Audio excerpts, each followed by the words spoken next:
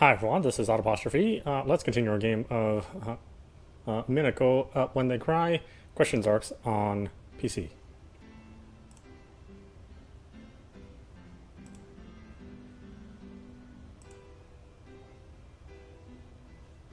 Oh, I forgot to load. I have to load.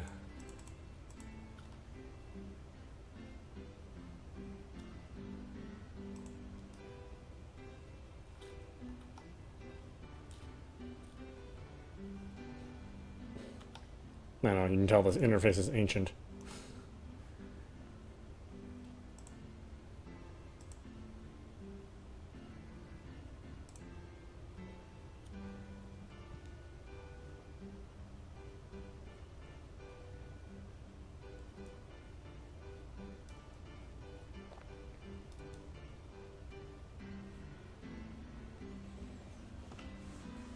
Huh?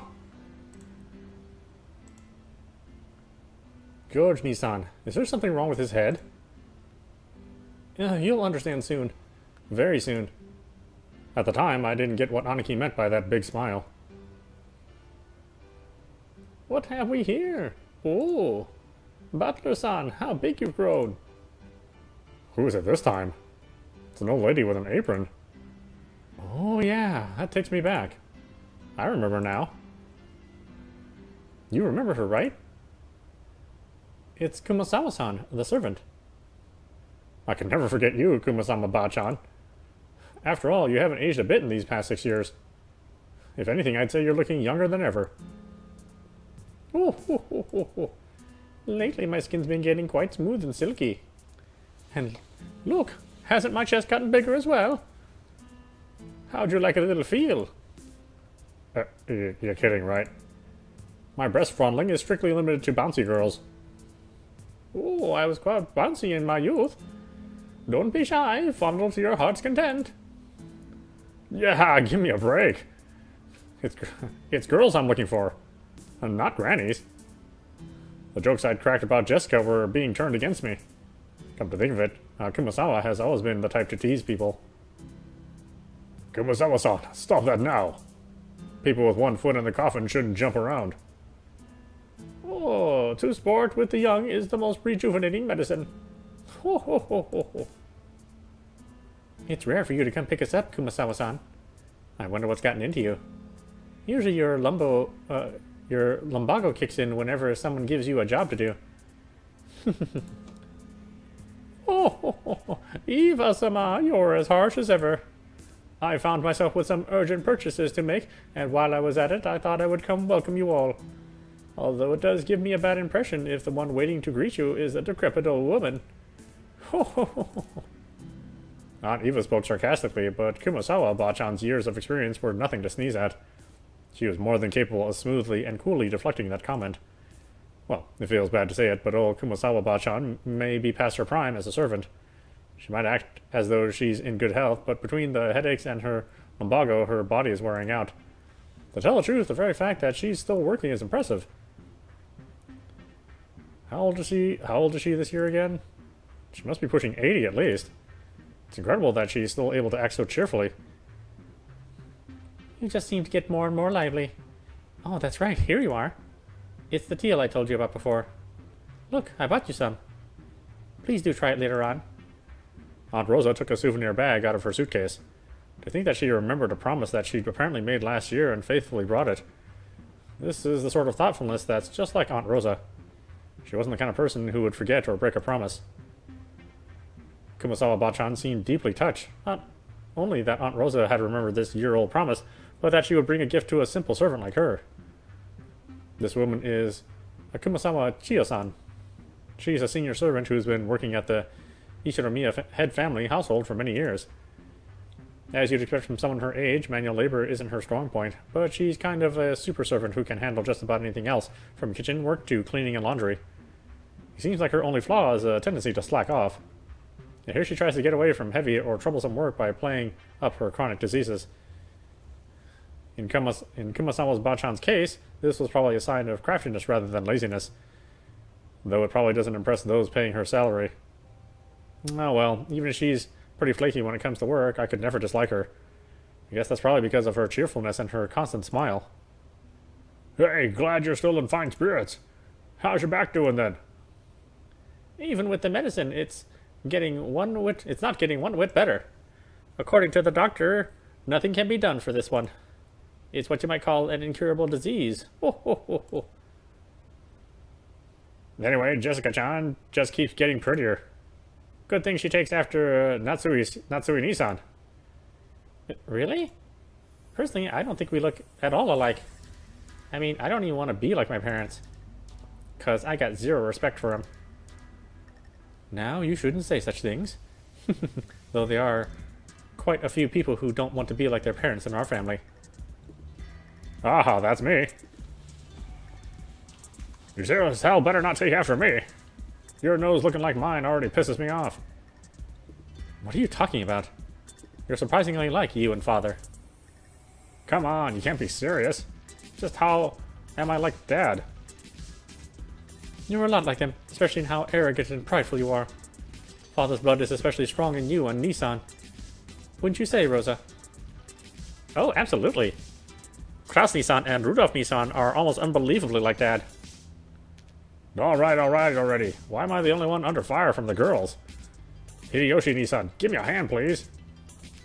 My, Rudolph-kun. You're always so popular with the ladies. I'm jealous. As usual, you're popular enough to make me jealous. Well then, everyone, shall we head over to the boat? Come now, Maria-san. Let's get on the boat together, okay? Get on the boat together? Everyone gets on together. Hell yeah, this time around, I'm not going to be scared. I'm used to being shaken by the waves. With that piece of junk fishing boat, I'm less afraid of the shaking than the engine breaking down and the boat drifting off. Oh yes, Butler-kun, I forgot to tell you. That fishing boat was completely worn out, so it was taken out of commission a few years back. Now we get taken to the island on a different boat. Oh, right. It's Butler's first time in the new boat. It's super comfy. And frickin' fast. It can go at crazy high speeds. Oh? That means less travel time, right? Oh, that sounds great. Having to worry about sinking is less scary than being on a plane, but it'd still be awesome to get it over with as quick as possible. Is Butler going to fall again? That's only on airplanes. Everything's fine now. Anyway, it's the captain's pride and joy, a kind of modded high-speed boat. Seems she's got it pretty souped up. He was bragging about how he attached 4 base high-efficiency propellers to make it break 40 knots, or something like that. He talks about it all the time, so I've sort of memorized the spiel. Yeah, I've got it memorized too, since we hear about it every year. The captain says he's been obsessed with modding ever since he lost a speed contest with a foreign boat ages ago. According to him, that opponent managed to break 30 knots with just a fishing boat. And this thirst for a revenge match got him to build an awesome all-new super high-speed modded boat. I'm sure you just love it, Butler. Super high-speed modded boat? My first thought was that this would be much better than some beat-up boat that might sink at any moment, but for some reason I got this feeling of foreboding. Probably just overthinking it.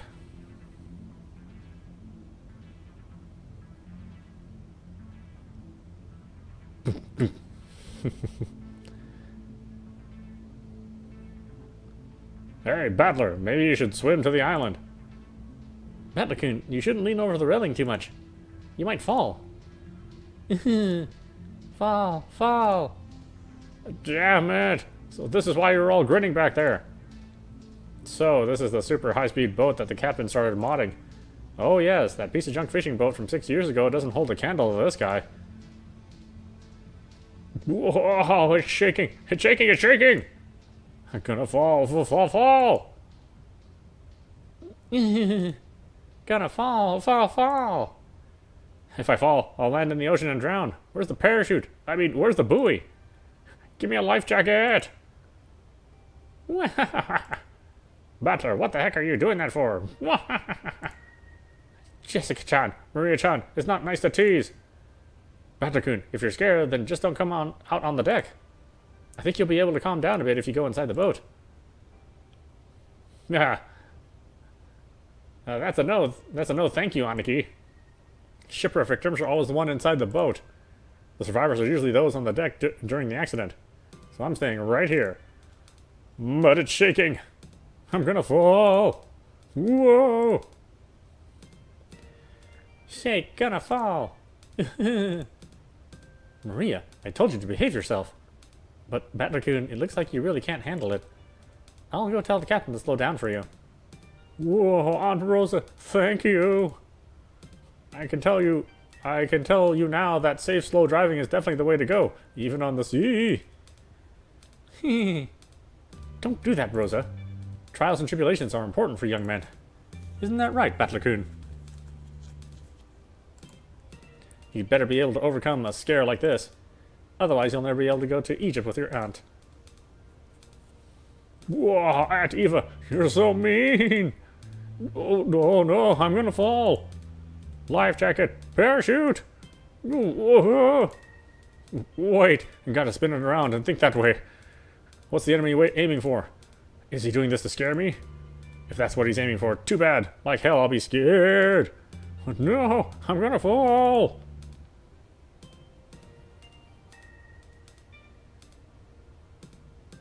So, after I made a huge fool of myself for a while, Aunt Rosa had a talk with the boat captain, and he slowed down to a more manageable speed for me. That's a bit better.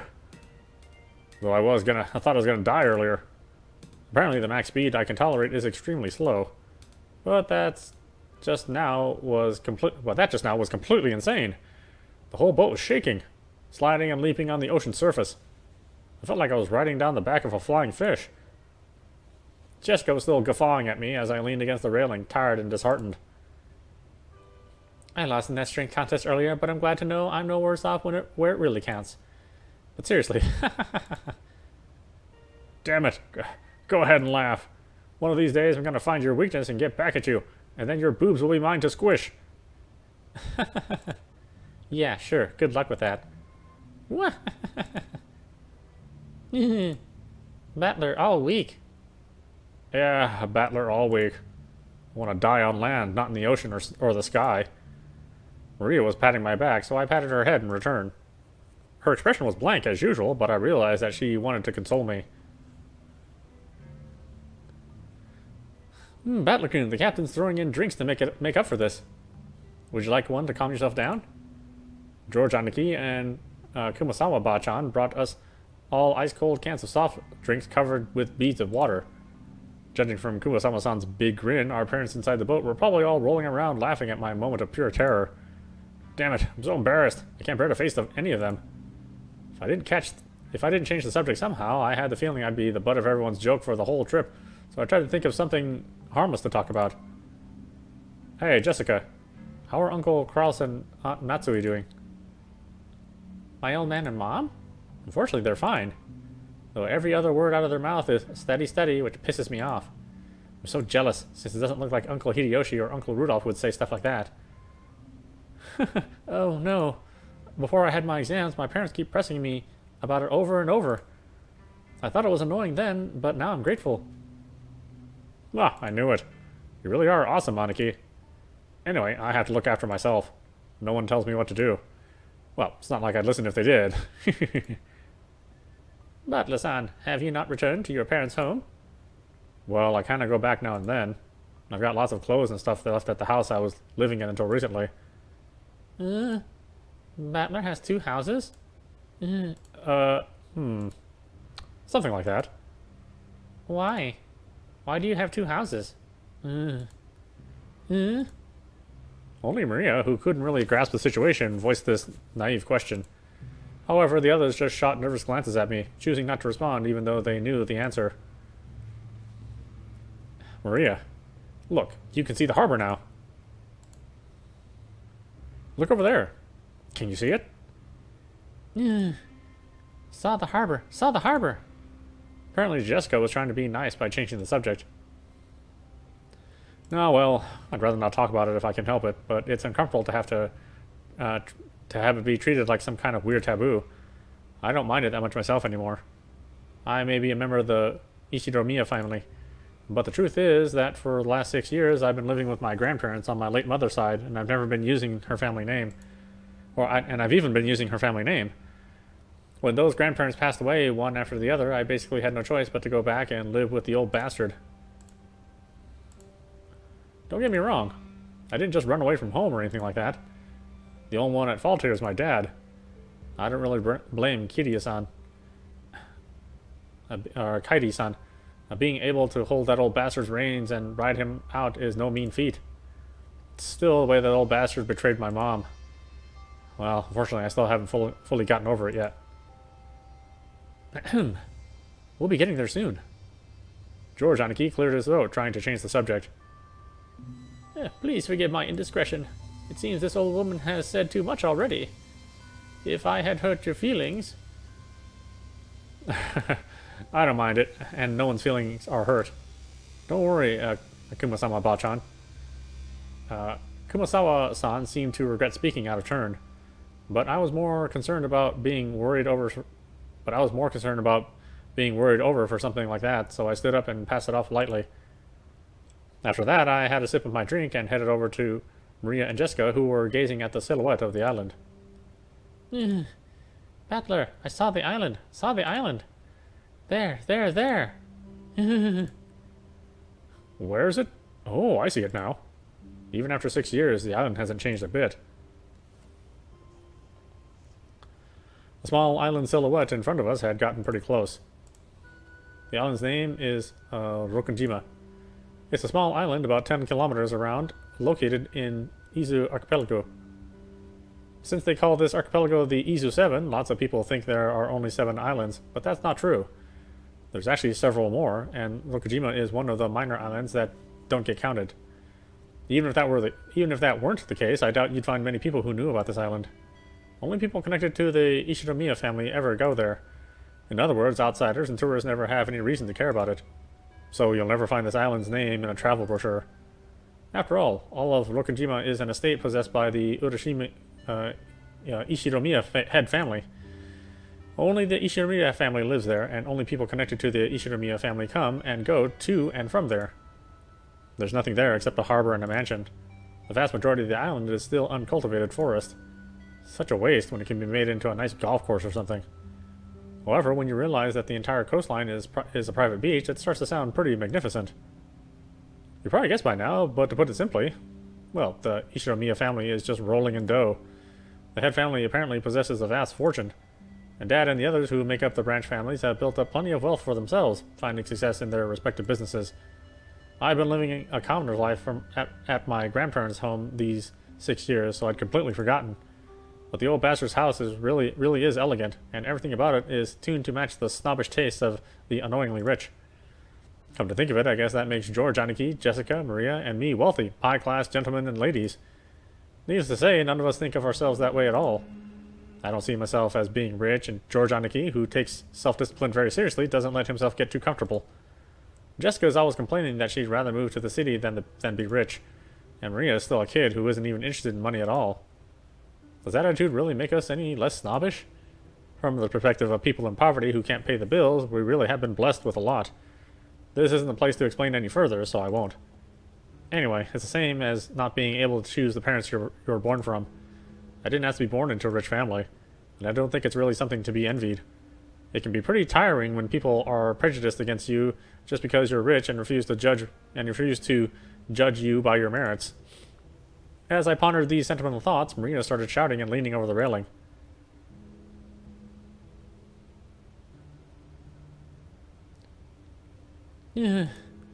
Gone. What's wrong, Maria?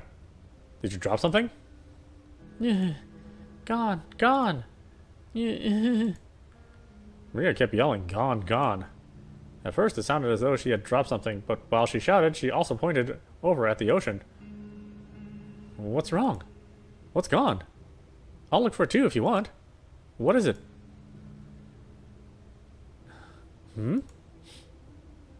If she dropped something, she would probably have looked down at the floor, but Maria was pointing out over the ocean. One would assume that by that gesture she had spotted something, but she kept saying that something wasn't there. Strange. However, since my last memories of this place came from 6 years ago, I was able to spot it before Aniki, who comes here every year. Huh? If I remember correctly, wasn't there a torii or something on top of a small crag around here? That's right, it was definitely there. I remember it well, since as we get closer to the island, it's the first thing to greet us, like a landmark. Wow, you're amazing, Battler. Even though it's been 6 years, you remembered. It was here, wasn't it? I remember it too. The tutelary god shrine and that torii-like thing were standing all alone on that crag. And now that you mention it, they are gone, aren't they? I'm pretty sure they were still there last year. Gone! Gone! I have no idea what that ooh sound's supposed to sound like. I'm just guessing. Maybe they were washed away by the waves or something. It was a small crag, so it probably got worn away over time. Well, that's my theory too. It was last summer that it disappeared. But they say an enormous lightning bolt came crashing down one evening and smashed the shrine. The fishermen whispered that having a thunderbolt fall upon our honored tutelary god must be a portent of approaching misfortune. Kuwabara, Kuwabara.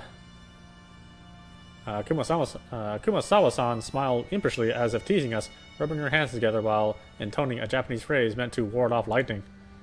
However, Maria apparently took this seriously, and stared fixedly over the coast where the crag housing the shrine god was supposed to be.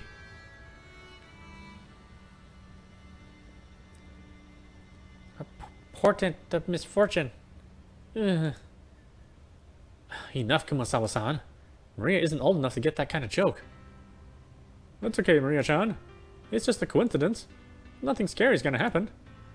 George Aniki put a hand on Maria's shoulder to calm her down, but Maria's sharp-eyed expression didn't waver. Misfortune. Misfortune. Maria muttered that word over and over. Apparently, repeating a single word over and over is a habit that Maria's had for a long time. However, since the word she was saying was literally an ill omen, it was a bit creepy.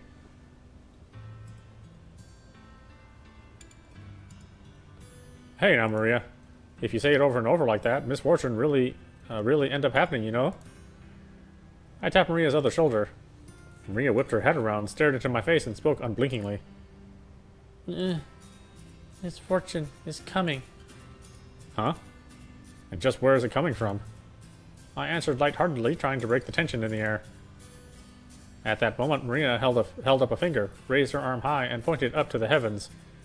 When I looked up, I saw that the sky was still just as cloudy, but it had grown a great deal more leaden than it had been that morning. That's right, they were saying that a typhoon was approaching.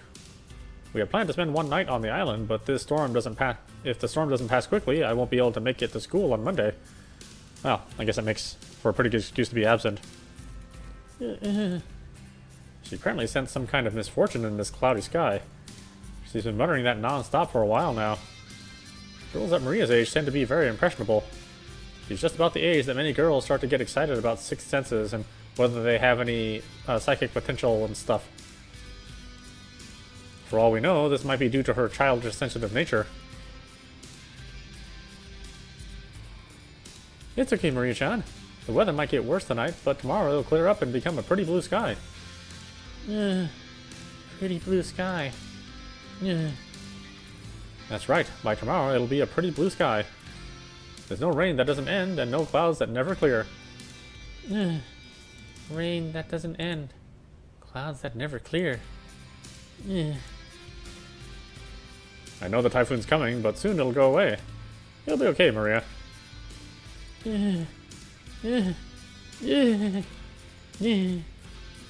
Maria started yelling, Ugh. It looked as though she was having a tantrum because no one could understand what she was trying to say. What in the world is Maria trying to desperately warn us about? Unable to understand her, we couldn't help but feel a vague sense of misfortune. I've heard that everyone can feel the supernatural, but that it weakens as you age. That might mean that Maria, the youngest one of us all, still possesses some kind of sense that the rest of us had lost. I wonder if that sense is sending her a warning. At that moment, Kumasawa-san quietly opened her mouth. Rumor has it that long ago, Rokujima was... Kumasawa-san, let's not talk about that now. Just as Kumasawa-san was about to tell some kind of story, Jessica sharply interrupted her. Jessica's tone was extremely firm for her. Or for her. I wanted to push her further, just out of simple curiosity. Judging by the look on Jessica's face, whatever Kumasama Bachan was likely to say would probably make Maria even more uneasy. If I did try to press her for the story, the odds were pretty good that it wouldn't be anything bright and cheery. I do apologize about that. The wind here is hard to bear for the elderly, so if you'd excuse me for now. Gossipers have no reason to hang around after they've been told to stop chatting. When Kumasawa-san finally realized that she'd overstepped her bounds, she went back inside the boat. After she left, Uncle Hideyoshi showed up in her place. Since he'd arrived mid-conversation, he completely failed to notice the complicated atmosphere that hung about the scene. So he refreshingly and unwittingly swept that atmosphere aside. So in the end, it was his lack of tact that brightened the mood. Looks like we're almost there. Okay, just a bit more. Took forever at that speed we went today, didn't it? Wonder whose fault that was. Wahahaha. Oh, Uncle Hideyoshi, give me a break already. Come on, don't stop there. Seriously, thanks to Battler here, it's taken forever. Maria probably thought that everyone was refusing to listen to her. She hung her head, wearing a fretful expression. As she did, George Aniki crouched down to meet her eyes and spoke to her kindly. Maria-chan, there's nothing to be afraid of, because we're all together. There's nothing to be afraid of if we're all together. Go ahead and say it. There's nothing to be afraid of if we're together. Yes, there's nothing to be afraid of if we're with each other. That's right, exactly what George Aniki said. If we stick together, there'll never be anything at all to be afraid of. Right, Jessica? Yeah, no doubt about that. What George Nissan says is always true, Maria. George Oni-chan, always true. Yes, I don't lie. So trust me, there's nothing to be afraid of if we're all together. George Oni-chan doesn't lie. I trust you. There's nothing to be afraid of if we're all together. Not afraid. Maria jumped into George Aniki's arms and hugged him tightly. After Aniki patted her head, she jumped away again. Her facial expression had undergone a 180-degree change, turning back to normal. So once again, the ordinary Maria. There's nothing to be afraid of anymore, because we're together. Yeah, that's it. You look all better now. You're strong, and that's awesome. I'm awesome. Hey, what's going on here? Ria-chan didn't get seasick, did she? Well, something like that. We'll be arriving soon. The harbor was already drawing near.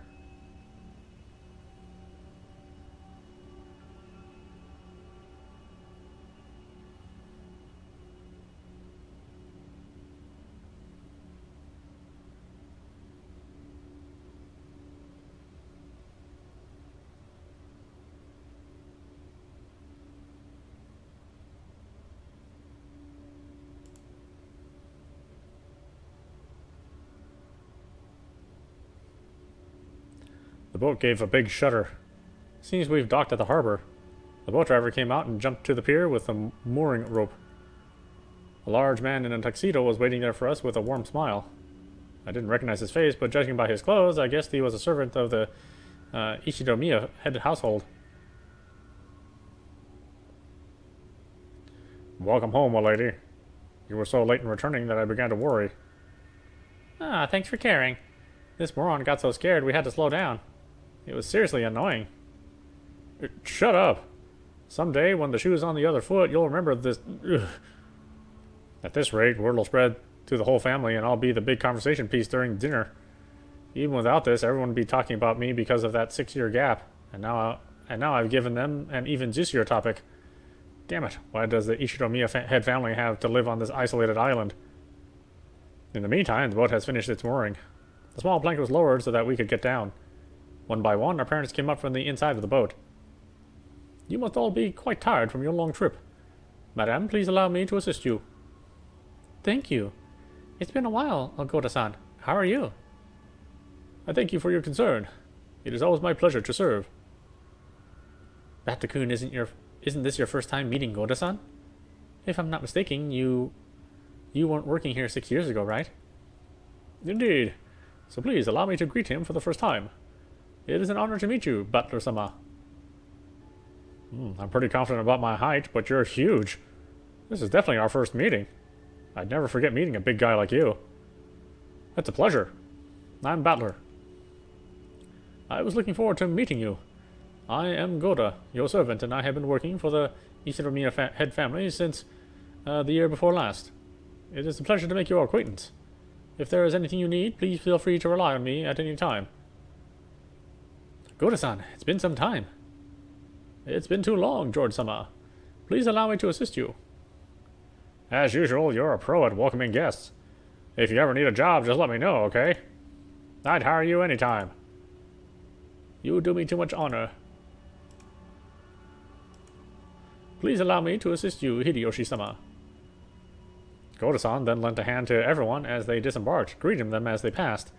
His speech and mannerism had the refined polish of a professional. He was very graceful, in contrast with his initially tough-looking appearance. His large size made him seem a bit scary at first, but he was much more polite than my first impression had led me to believe. He claimed to have served on the island for 2 years, but he had doubtless worked a similar job somewhere before. After everybody disembarked, the mooring rope was untied, and the boat started to steer away from the harbor. It was probably returning to its home port in Nijima. The captain waved his hand in farewell. Ria conscientiously waved her hand back.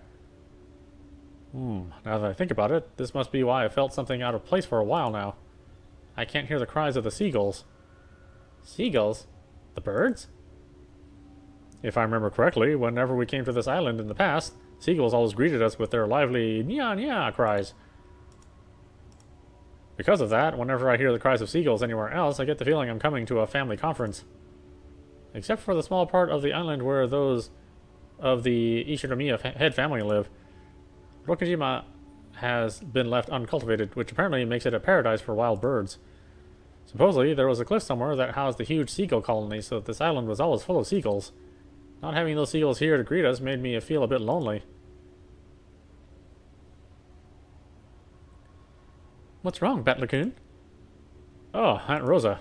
Nah, it's nothing really. I was just thinking it's a bit lonely without the cries of the seagulls. My, that's true, now that you mention it. Even though they're always so noisy, today there isn't one to be seen. Why no seagulls? Maybe it's because the seagulls are having a get-together somewhere too. Maria, did you want to see the seagulls? Wanted to see them. Still, it's a bit strange there isn't even a single one around. Maybe Jessica grilled them all and ate them. The hell? Don't say disturbing stuff like that. You'll get Maria believing it. Jessica Oni-chan grilled them. Jessica Oni-chan grilled them. I did not. I did not. Why the hell would I do something like that? That's right. That's right. Jessica grilled them. Skin and meatballs, liver and onion. Swimming meatballs. Or swimming meatballs, liver and onion.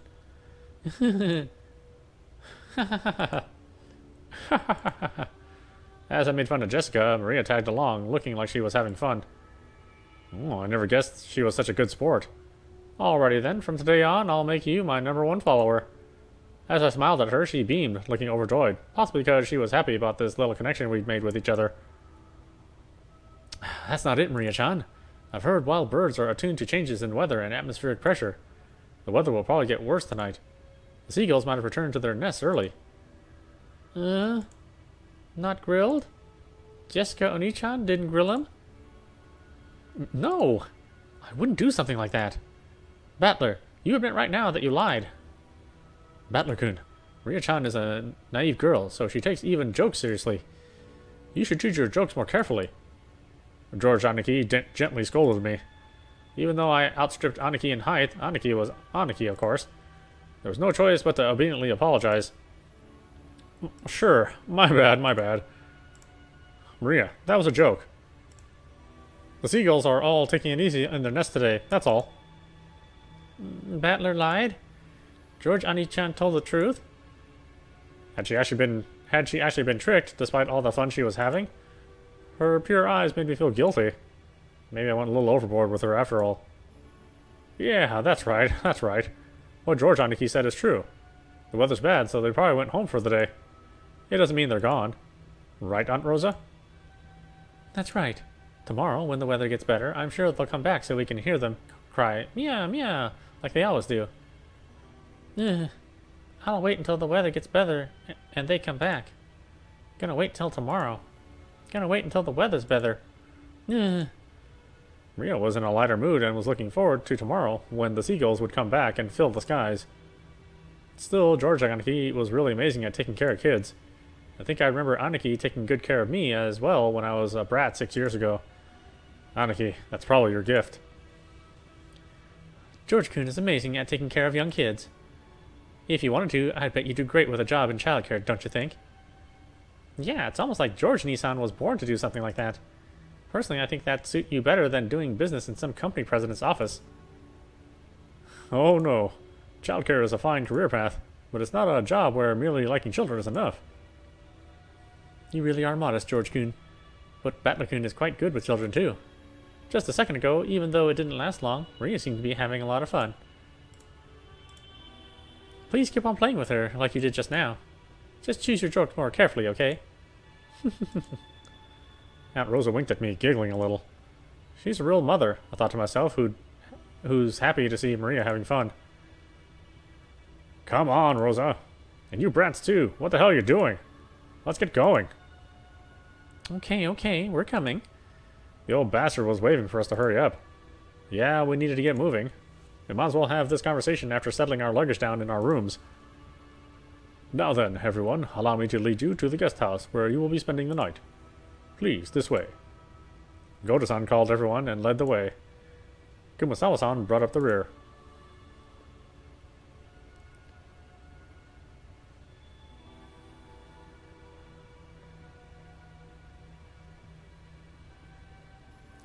A serpentine twisting path led through a dim forest. It ran a bit uphill. I'd guess the path was made all twisty so the slope wouldn't seem too steep. But personally, I'd have been happier if they had the guts to make some stairs in a straight line.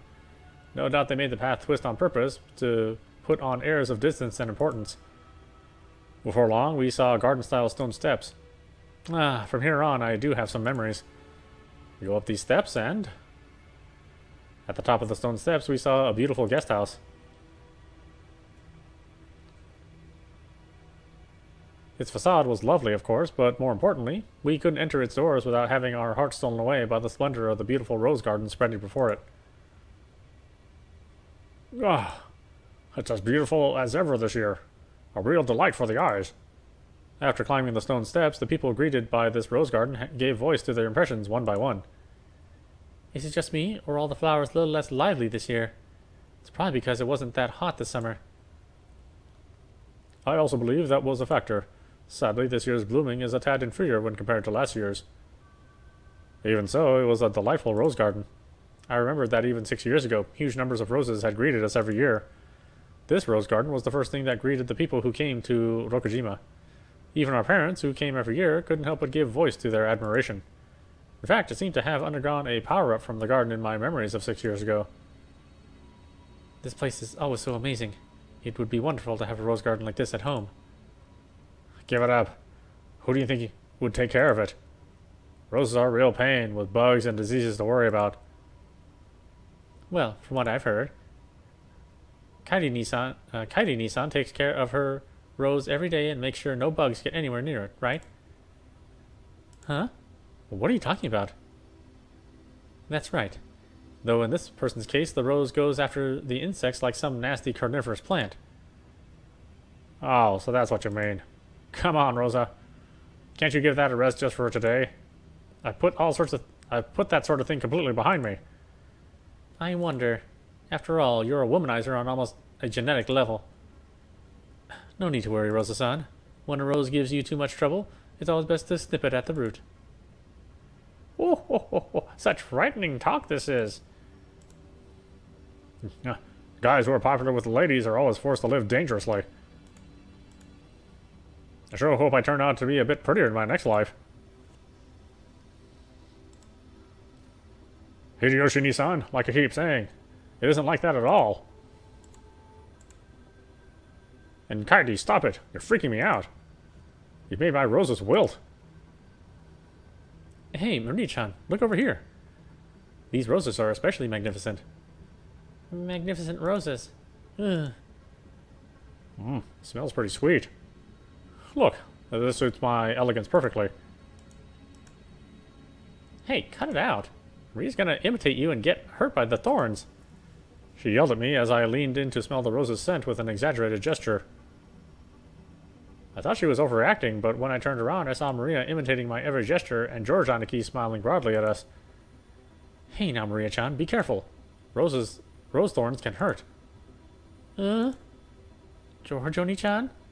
Only this rose is strange. Strange? What's wrong?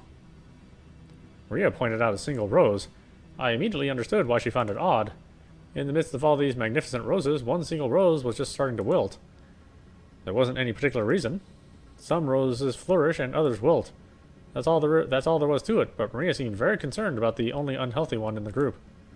It must have made her feel lonely.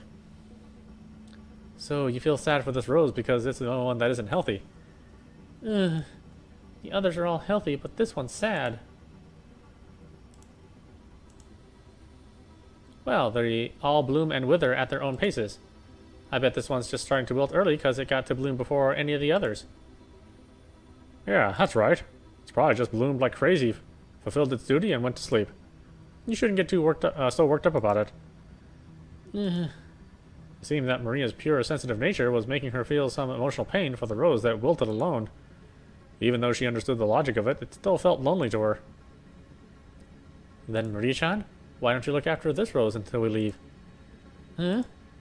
George Aniki straightened up and felt around in his pocket. He then took out the wrapper from the candy he had been sucking on the plane. He twisted it into a thin string, then gently tied it to the rose as a sort of marker. Hey, that's pretty cute. Let's mark it with this. Later on, you can come and give it some water. I'm sure Mr. Rose will be happy. Come give it to water. I think you should give Mr. Rose here a name. I'm sure that'll make it happy, and you'll get to know it a little better. Name? A name.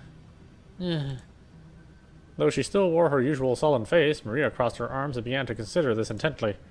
At the very least, she appeared to have been completely pulled out of her slump. Nice going, Aniki.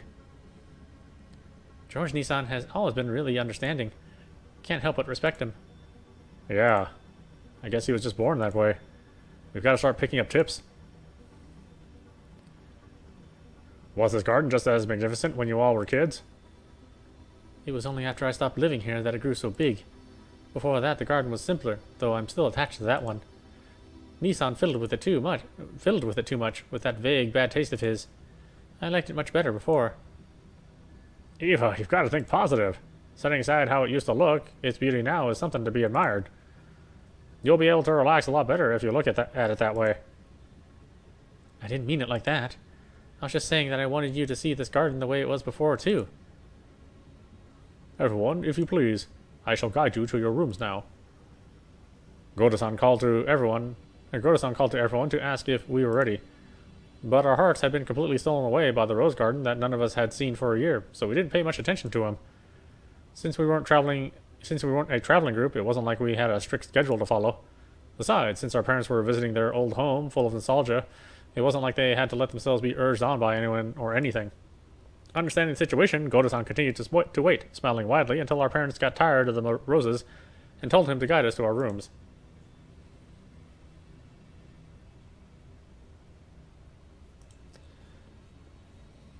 Alright, why don't we stop it there? This is Apostrophe. You've been watching Umineko When They Cry question arcs on PC. Anyway, I hope you enjoyed watching. I will see you at the next stream.